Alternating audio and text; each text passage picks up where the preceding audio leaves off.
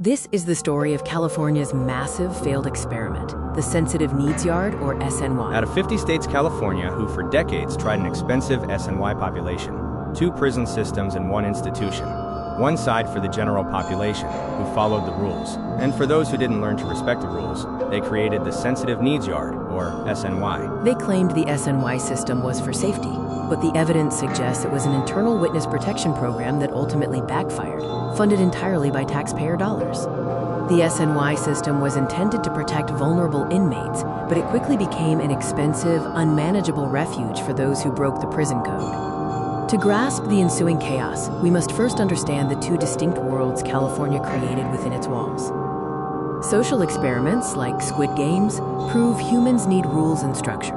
The general population, or GP, is governed by norms, or politics, unwritten rules of respect and hierarchy that maintained a form of order and normality. SNY population was CDCR's witness protection program for informants, dropouts, and sex offenders, intended to be safe. But if person that cannot follow rules in society or mainline, most likely won't anywhere else.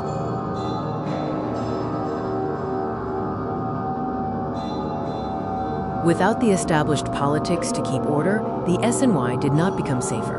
It morphed into an unmanaged powder keg ready to explode. Predictably, the segregation system failed. The protective yards ultimately became more volatile than the mainlines they were designed to escape.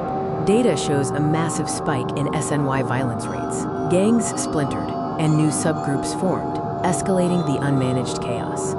The supposed safe haven of the SNY became a place where violence was often worse than the general population yards. What do you think happened when these SNY gangs went home to a neighborhood near you? Now, SNY population ballooned to approximately 70% of all inmates, becoming a massive, expensive logistical nightmare that the state can no longer control. So why the sudden change now? The pressure to dismantle this failed system isn't coming from within the state. Federal mandate from above was clear.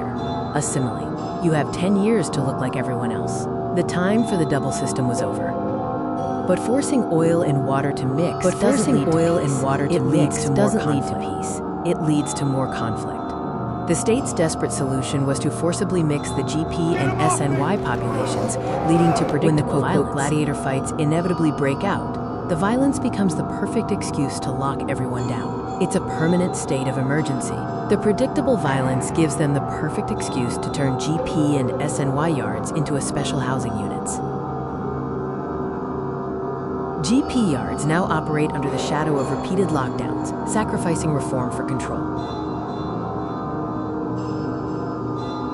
The final chilling question remains. Do they care about the collateral damage they cause in the tax-paying families of the inmates? Subscribe to follow our investigation into where your tax dollars are going.